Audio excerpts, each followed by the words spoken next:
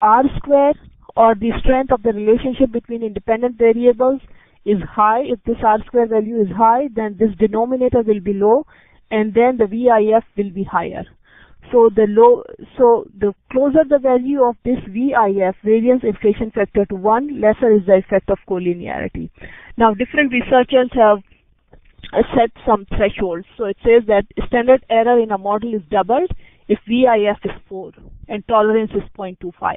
So when you do a test of multicollinearity and you see that for certain variables VIF is 4, for certain independent variable VIF is 4 or tolerance is 0.25, then it tells you, see, that this particular independent variable is correlated with other independent variable, and it should not be the case. So you should go back, make some changes, maybe drop one or the other independent variable, and then conduct the correlation and conduct the regression analysis again. And then there is another theory. It says that therefore a VIF value of 4 is considered a common cutoff point for multicollinearity. So when you are doing the test for multicollinearity and you see that for any independent value VIF is 4, which shows that this independent variable is correlated with another independent variable. Some researchers consider VIF in excess of 10 as an indication of multicollinearity. So it depends. That it could be 4, it could be 10, depending upon you. If it's 4, okay, it's fine. You say, okay, no, again, I can take that. I can still take that. But anything greater than 10 is not at all recommended. If you see that the variance inflation factor for an independent variable is 11, which means that this particular independent variable is highly correlated with another independent variable. So when you make any changes into that independent variable, the other independent variable will change as well, and you won't know which these of two is explaining the variation, or your model will not be correct. It will be a weak model, it will be a less reliable model. So this was my last slide of today's. So going back, we discussed the correlation analysis. What is the correlation analysis? It tells you the strength of the relationship between the dependent variable and how that dependent variable is related with each independent variable. The value that tells you the strength of the relationship is R, or coefficient of correlation. Coefficient of correlation varies between 0 and 1, and it has either a positive sign or a negative sign. When it's a positive sign, which means when you increase the dependent variable, the independent variable will also increase. On the other hand, a negative sign will tell you that when you will decrease the independent variable, the dependent variable will decrease. How much? It depends upon the value of y, that whether it's a strong or whether it's a weak relationship. Then we discuss the regression models, the form of the regression model, how it is, what are the beta values. Beta values are the regression coefficients. They tell you that when you change the x by unit 1, then beta is the change that will occur in y. With each regression variable, we have associated errors. Those errors, that error is the number or something or the variation which is not being explained by our independent variables. Higher that error is, lower is the value of R square. So again, R square is the value or coefficient of determination, is the value that tells you the strength of your model. Higher the R square is, or closer it is to 1, the stronger the model is. Closer it is to 0, the weaker the model is. However, it's, as I said, that it's not always necessary that all the independent variables, though they are making your model stronger, but they themselves are able to explain any variation in the dependent variable. So what do? In that case, we see the values of P associated with each independent variable, or the value of the probability, or the T values. But we'll talk about the P values. So our assumption, when we for each independent variable or for each beta value, we conduct a t-test. And if our hypothesis is that that independent variable is not related with our independent variable. See, when we conduct the t-test, if the p-value is less than the significance value or the alpha value or 0.05 or 0.1, whatever we have selected, if that p-value is less than it, then our hypothesis that it is not related is rejected, and we keep that independent variable. However, if the independent variable has a p-value greater than, let's say, 0.05, if the value is 0.4, which means it's very high, then 0.05, then our null hypothesis is accepted, which means this independent variable is not explaining any variation in the dependent variable. That is one. Then we have some assumptions when we are developing a regression model, and we do the checks for all those assumptions. One of our assumptions is that the errors have a constant variance. And how do we check this? We plot the residuals against the fitted value of y or the predicted value of y. Then that scatter or that plot should have a random scatter. If it is following any pattern, then we say that this particular assumption is not satisfied. We go back, we make changes to our model, and then we do the test again. Our second assumption is that all the errors that have come out of the model are normally distributed. For that, we do the QQ plot. If the on the QQ plot, if all the errors fall on the diagonal straight line, then, which means all the errors are following a normal distribution, our assumption is satisfied. The third assumption, and a very important assumption, is the assumption of multi-collinearity. Our assumption is that the dependent variables are not related with each other. If there is any collinearity, then our value of VIF or variance inflation factor, it tells us that whether the two independent variables are related with each other or not. If they are, then we take out either of the two, and then we develop the model again. So with that, we have finished today's lecture, but now let's take a 5 to 10 minutes break.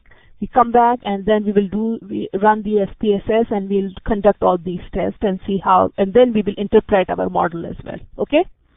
So far, so good? Okay. Let's take some break.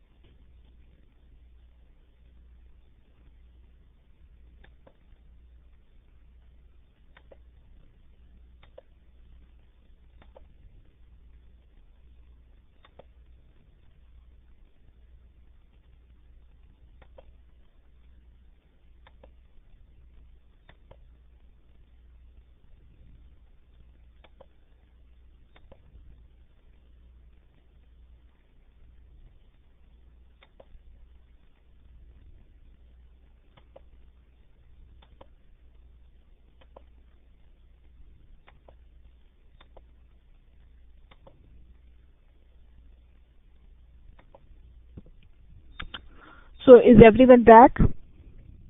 Should we begin?